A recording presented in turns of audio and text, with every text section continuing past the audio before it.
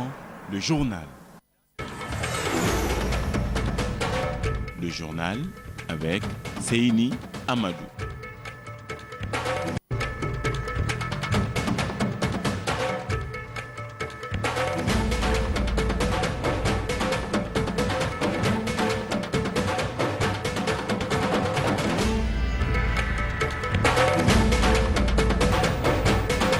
Un an, ça se fête. C'est sous ce slogan que le parti, le PSD Bassira, a soufflé sur sa première bougie, occasion pour le parti de Ben Omar de dresser le bilan de un an de parcours politique et de réaffirmer son appartenance à la mouvance présidentielle. Colère bleue des organisations de la société civile nigérienne, très dégoûtées par la gestion actuelle du pays, c'était dans une déclaration rendue publique ce matin. Fin de 9 jours de deuil à Cuba, les cendres de Fidel Castro sont arrivés à Santiago de Cuba. L'enterrement de l'urne s'est déroulé dans l'intimité. Mesdames, Messieurs, bonsoir et bienvenue dans cette grande édition d'information et merci d'avoir choisi Canal 3 Niger pour vous informer. Je le disais tantôt dans les titres, le Parti social-démocrate PSD Bassira a célébré aujourd'hui le premier anniversaire de sa création, occasion pour les dirigeants, militants et sympathisants du parti de Ben Omar Mohamed de revenir sur 365 jours de vie de leur parti et de réaffirmer en même temps leur appartenance à la mouvance présidentielle. Jibril Lamoumouni Tankari.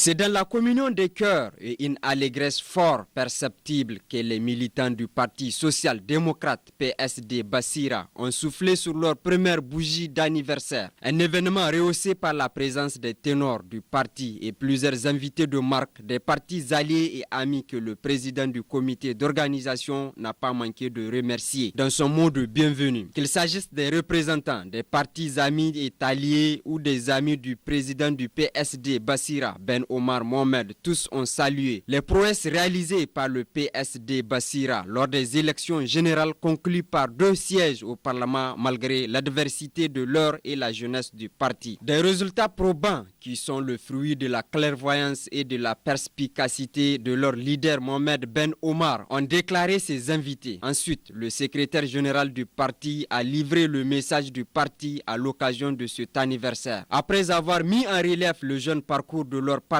Lawali Abdou a salué le choix judicieux du PSD Bassira en soutenant le président Issoufou Mamadou. Nous avons choisi souverainement, en fonction de l'intérêt de notre formation politique et pour l'intérêt général de notre pays, de soutenir dès le premier tour la candidature de son Excellence Mohamed Issoufou, candidat du PNDS Tareya, pour briguer une seconde fois la magistrature suprême de notre pays. Dieu merci, notre choix a été le meilleur et l'expression du suffrage populaire l'a amplement démontré. Que le PSD Bassira est bel et bien implanté dans les 8 chefs-lieux de région, les 63 départements et les 265 communes de notre pays. Face aux défis majeurs auxquels le Niger est confronté, le PSD Bassira en appelle à un sursaut national. Le Niger vit une multitude de défis, dont, entre autres, le réchauffement climatique, l'irrégularité des pluies, l'insécurité tout autour de nos frontières, ce qui impose à l'État de multiples sacrifices budgétaires, financiers et sociaux. C'est pourquoi un sursaut national serait le bienvenu pour apporter un soutien sans faille au pouvoir public dans leur noble mission de construction nationale. Aussi, notre système éducatif est pris en otage par un certain nombre d'acteurs de plus en plus intolérants, chose que nous ne saurons cautionner. Le Niger appartient-il à tous ses fils? Nous devons avoir une intelligence de nos missions, rôles et attributions pour léguer aux générations futures une école de qualité digne de notre peuple et à la hauteur de sa riche histoire. C'est pourquoi le PSD Bassira a retiré son ancrage à la mouvance présidentielle. Notre parti, le PSD Bassira, réaffirme son appartenance à la mouvance pour la renaissance du Niger, MRN, et apporte son soutien indéfectible à son Excellence Issoufou Mahamadou, président de la République, chef de l'État, pour tous les efforts qu'il ne cesse de déployer pour le bien-être du peuple nigérien. Ce soutien vaut également au Premier ministre, chef du gouvernement, son Excellence Birji Rafini, pour sa clairvoyance, son sens élevé de devoir et sa vision porteuse d'un avenir radieux pour notre pays et son peuple. Malgré l'absence du président national du PSD Bassira, Mohamed Ben Omar en mission, la fête de l'an 1 de la création de l'étoile verte montante a été conviviale. La jeunesse du PSD Bassira n'enlève en rien son ambition pour le Niger, celle d'un Niger émergent, prospère, uni et démocratique.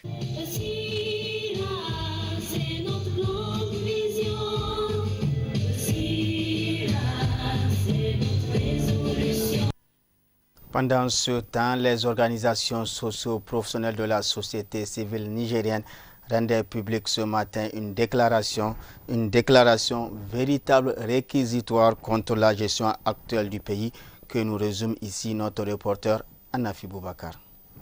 Cette déclaration des organisations socio-professionnelles de la société civile a axé d'une part sur la situation socio-économique et politique périlleuse que vit le Niger et d'autre part sur les conditions de vie et de travail de leurs militants. Une déclaration à l'issue de laquelle les organisations de la société civile de s'engager dans une lutte jusqu'à satisfaction totale. Nous nous engageons à mener sans relâche des actions pour barrer la route à ces dérives dictatoriales et autres scabreuses pratiques dignes d'une république bananiste. Refusons catégoriquement que nos forces de défense et de sécurité se fassent tuer délibérément alors que les armes sont stockées à la présidence. N'accepterons plus jamais que des travailleurs et des jeunes admis à un concours se fassent revoquer à tour de bras. Dénonçons la généralisation de la corruption et autres passe-droits érigés en mode de gouvernance entretenu par les ténors du régime. Recusons la démesure du train de vie de l'État, caractérisé par des emplois fictifs à la présidence, notamment sur le dos du contribuable nigérien. Dénonçons l'impunité dont jouissent les tenants du régime et leurs protégés. Combattrons contre la liquidation insidieuse de l'école nigérienne et de sa jeunesse. Pour ce faire, ces organisations envisagent une marche de protestation le mercredi 21 décembre 2016 pour dire non à la gestion patrimoniale de l'État, non à la vie chère, non à la liquidation du système éducatif et de sa jeunesse, non à la corruption, non à la gabegie, non à la trituration de la Constitution, non à un budget du fait de prince déséquilibré, injuste et léonien. Non à une administration gangrénée, corrompue et politisée à outrance. Non à la spoliation des biens des citoyens. Des organisations de la société civile qui ont mis à profit cette déclaration pour se féliciter de la mobilisation générale ayant abouti à la libération de l'humoriste Adam Maïkano et saluer par la même occasion la victoire du peuple gambien sur la dictature de Yahya. L'Assemblée nationale a clos hier les assises de sa deuxième session ordinaire au titre de l'année 2016, session dite budgétaire. Peu avant la cérémonie solennelle de clôture, les représentants du peuple ont suivi la présentation du rapport 2015 de la situation des droits humains au Niger, un rapport présenté par le président de la Commission nationale des droits humains. Cet exercice du président de la Commission nationale des droits humains devant les représentants du peuple, qui consiste à faire l'état des lieux des droits humains au Niger, trouve ses racines dans la loi fondamentale à son article 44, alinéa 1 et 4. Dr Khalid Ekiri a passé au peigne fin la situation 2015-2016 des droits humains au Niger avec ses hauts et bas ainsi que les défis à relever. De l'atteinte au droit à la vie, le tableau est assez sombre avec plusieurs agressions des groupes terroristes, des affrontements inter- et intracommunautaires dans les régions de Difa, Tawa et Tilaberi et d'accidents de la route. Dans la région de Difa, les attaques perpétrées par le groupe terroriste Boko Haram dans les localités de Malanfatori et d'Amasak en fin d'année 2014, puis celles de Bosso, Difa, Karamga en janvier et en février 2015 ont constitué le point de départ d'une série d'attaques meurtrières qui s'est accentuée jusqu'en 2016 avec comme conséquence des pertes en vies humaines, 995 morts. En ce qui concerne la région de Tawa, 3 événements majeurs relatifs à l'atteinte des droits à la vie ont été constatés. Le 6 octobre 2016, l'attaque du poste des forces de défense et de sécurité dans la localité de Tazalit s'étant soldée par 22 morts. Dans la nuit du 14 octobre 2016, suite à l'enlèvement de M. Jeffrey Wood de la société américaine à Abalak par des hommes armés, 2 personnes ont été froidement abattues.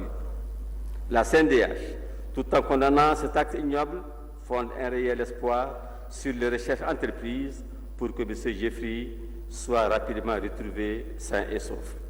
Le 1er novembre 2016, un affrontement intercommunautaire opposant des éleveurs aux agriculteurs dans la commune rurale de Bangui s'est soldé par un bilan de 22 morts. Si, du côté de la liberté d'expression, le constat est mitigé, la Commission nationale des droits humains s'est réjouie du climat apaisé qui a découlé des élections générales. Son effectivité renforce l'état de droit et la bonne gouvernance. Le rapport de Reporters sans frontières sur le classement mondial de la liberté de la presse classe le Niger respectivement à la 47e place en 2015 et à la 52e place en 2016 sur 180 pays, soit un recul de 5 points. Il se positionne à la 7e et à la 10e place respectivement au plan africain et en Afrique francophone, après le Burkina Faso.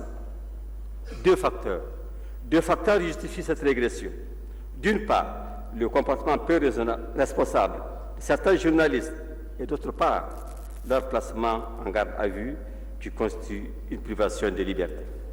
Ensuite, le président de la Commission nationale des droits humains a égrené un chapelet de recommandations en vue d'améliorer la pratique des droits humains au Niger.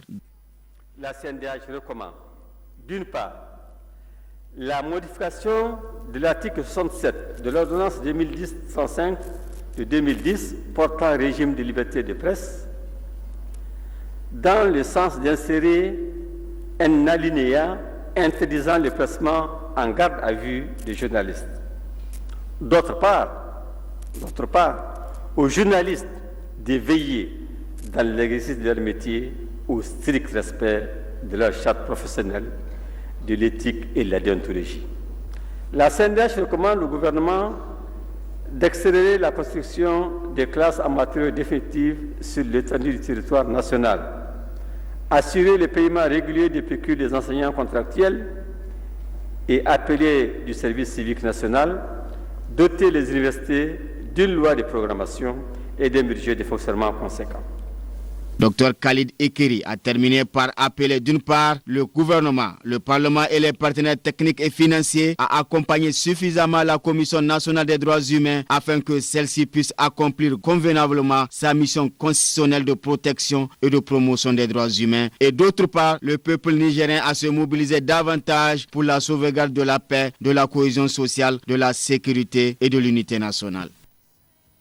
Le volet reportage de cette édition est consacré à l'insalubrité, un phénomène qui a gagné aujourd'hui l'intérieur et les alentours de nos marchés, un problème récurrent qui en appelle à un changement de comportement des acteurs commerciaux. Reportage signé Fatima Mamadou.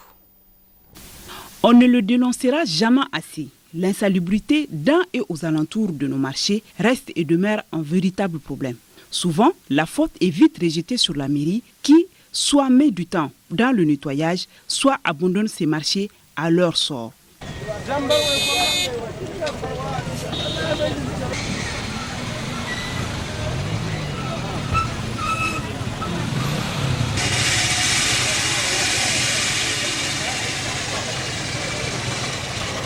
Mais ici, force est de constater que les commerçants ne font pas aussi grand-chose pour améliorer la situation. Sinon, ils l'empirent en laissant leurs déchets à même le sol ou encore en les jetant dans les caniveaux comme vous le voyez sur ces images.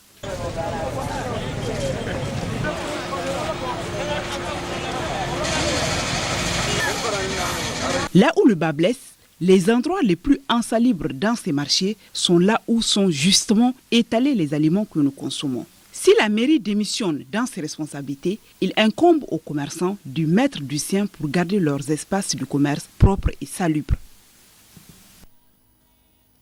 Un mot de sport à présent. Les acteurs du handball nigérien étaient hier en assemblée générale élective à Niamey, des assises qui ont vu la mise en place d'une nouvelle équipe dirigeante pour la discipline. Martin Aradjo. Habibata Moussa Hassan prend désormais la tête de la Fédération nigérienne de handball. C'était à l'issue de l'Assemblée générale élective de samedi dernier. Habibata Moussa a battu son adversaire au poste de la présidence Mohamed Haji avec 43 contre 8 sur un total de 51 voix. Malgré l'émotion de sa victoire, la nouvelle présidente reste mesurée et place son mandat sous le signe du rassemblement. Alors, il y a trop d'émotions. Je suis fière de moi-même, fière de mon équipe, fière du handball et j'espère être à la hauteur surtout. Aujourd'hui, nous allons tout faire pour rassembler tout le monde, pour rassembler tous les acteurs et faire en sorte que nous réussissons. Nous ne serons pas seuls, vous serez avec nous, tout le monde sera avec nous, donc je pense que ça doit aller. Côté candidat malheureux, c'est la crédibilité même du processus électoral qui est mise en doute. Moi je pense que c'est un truc truqué depuis. Parce que j'ai déjà compris que l'affaire était déjà truquée. Pour des raisons, parce que tout à l'heure j'ai demandé la parole pour que je m'exprime. Les gens veulent trop parler que je ne suis pas correct. Or la vérité est là. Nous avons des délégués qui sont venus sur leurs frais ici. Et il y a des délégués qui ont eu des tickets par la fédération sortante et qui veulent revenir encore au pouvoir. Le nouveau bureau qui est venu, on va leur souhaiter bonne chance encore de continuer leur mandat. Mais je pense qu'avec ce truc de truquer chaque matin, midi, soir, on ne peut jamais aller en avant. Je dois continuer parce que je ne me décourage jamais. Je dois continuer dans la discipline, je peux amener ma contribution comme ça se doit. Certes, Habibata Moussa Hassan est la nouvelle patronne du handball national, mais pas nouvelle dans la discipline. Membre du bureau sortant, elle connaît l'environnement et devra rapidement relever plusieurs défis, dont le cruel problème du financement de la discipline et la reprise des compétitions au plan national et international.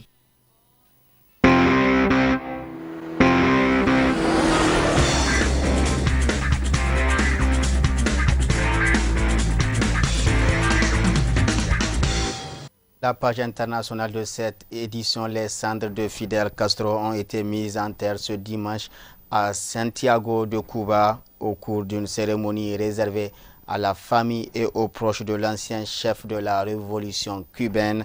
Une cérémonie intime qui met ainsi fin à 9 jours de deuil national à Cuba. François Nicolas Georges Pluto. Après 9 jours de deuil national, les cendres de Fidel Castro ont atteint leur dernière destination. L'ancien président a été inhumé ce dimanche à Santiago de Cuba, la ville où tout a commencé, là où Fidel Castro a annoncé le 1er janvier 1959 la victoire de sa révolution. Une cérémonie intime et confidentielle, avec uniquement sa famille, le gouvernement et quelques officiels. Fidel Castro est enterré auprès du poète et homme politique cubain José Martí, fondateur du Parti révolutionnaire, mais aussi aux côtés de ses anciens compagnons d'armes.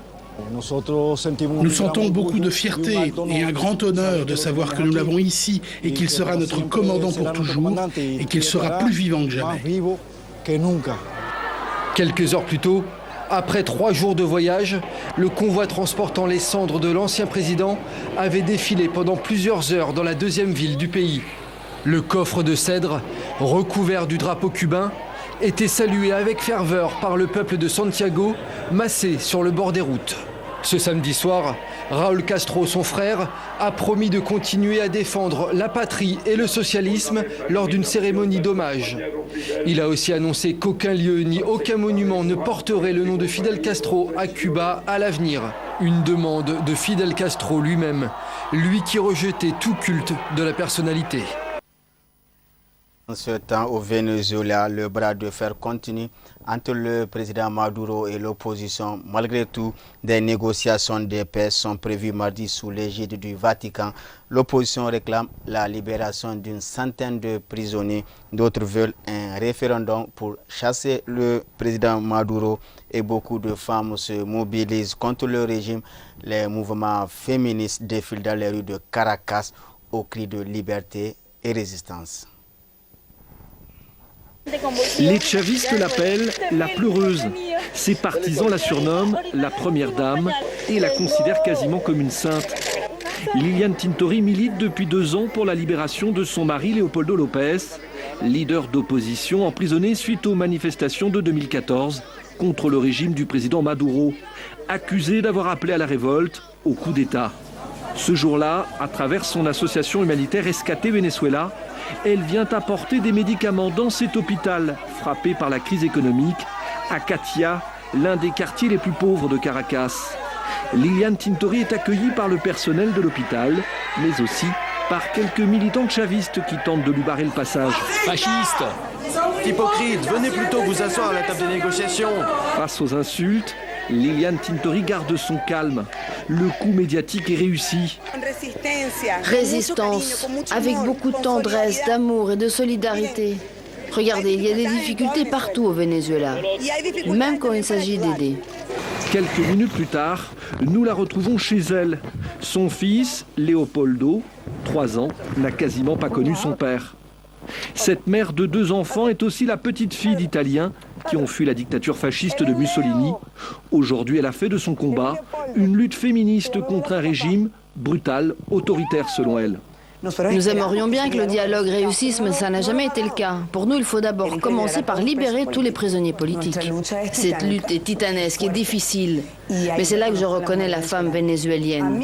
Ce qui m'arrive à moi, des milliers de femmes le vivent au Venezuela. Quand j'appelle à manifester dans la rue pour protester, qui descendent les premières, ce sont toujours les femmes. Et si je ressens une certaine admiration pour les femmes vénézuéliennes, je ressens aussi une certaine déception pour tous ces hommes qui n'ont pas le courage d'affronter, qui ont peur. On ne doit pas avoir peur. Le lendemain, direction Valencia, la 2e ville du pays, un des fiefs de l'opposition. Nous y retrouvons Yamile Saleh, dans un quartier de classe moyenne. Ce jour-là, il n'y a plus de courant électrique, comme souvent avec la crise. Son fils, Loren Saleh, 28 ans, a été emprisonné sans procès selon elle, dans la Tumba, la tombe souterraine, une minuscule cellule sans lumière ni chauffage. Je suis pour la négociation de paix. D'abord parce que je suis croyante et pleine d'espérance et que j'ai confiance dans la médiation du Vatican. Mais surtout parce qu'à force de dénoncer ces emprisonnements auprès de la communauté internationale, le monde entier... La double peine pour Yamile, c'est qu'avec la crise, les robes de fête qu'elle confectionnait autrefois ne se vendent plus. Au Venezuela, l'heure est à l'austérité et pour le moment, certains tentent toujours la lueur.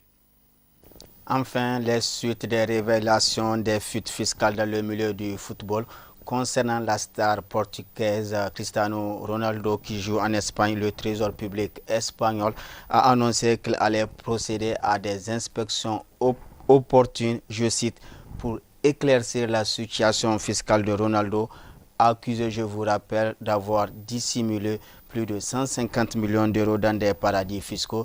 Et pour les journalistes des 12 pays qui ont réalisé cette enquête, on n'est sans doute pas au bout de nos surprises. Antoine Delpierre. Sifflé, mais pas touché. Hier soir, pour ce Classico face à Barcelone, Cristiano Ronaldo n'avait pas l'air très perturbé.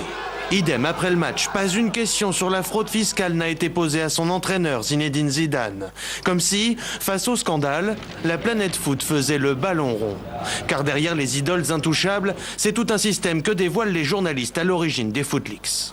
Nous ne sommes pas là simplement pour trouver des montages fiscaux.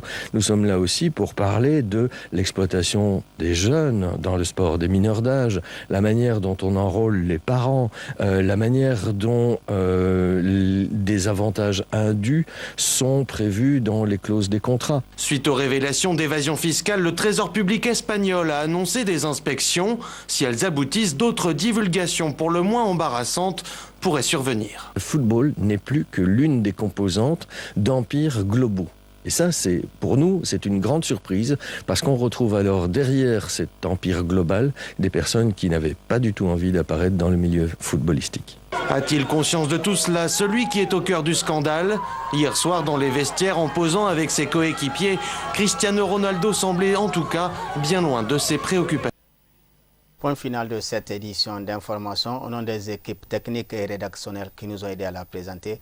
Merci de l'avoir suivi. Bonne réception. Au revoir.